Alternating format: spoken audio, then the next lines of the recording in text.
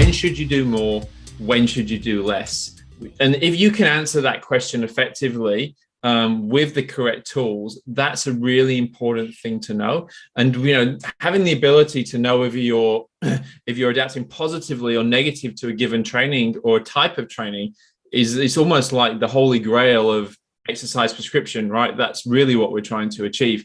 And I'm not saying that HRV is the holy grail. I don't think it is at all, but I think it's one tool in your toolbox that you can use to go towards answering those questions. And that's what we've always sought after with any monitoring, whether it's subjective tools or whatever it might be. They're all aimed around this kind of aim to try and know when you should do more, when you should do less. If you're doing like a really long, slow, steady ride in the heat, for example, you'll have a massive increase in your blood plasma volume or something like that. And you would actually expect to see like almost a false positive, and you would expect to see a big increase in your HRV.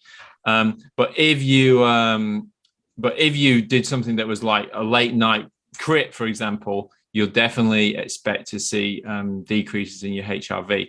And that's also related to sleep, because when people exercise late at night, generally sleep's a bit worse, and that can also mean that your HRV is that little bit lower. So they're really critical things.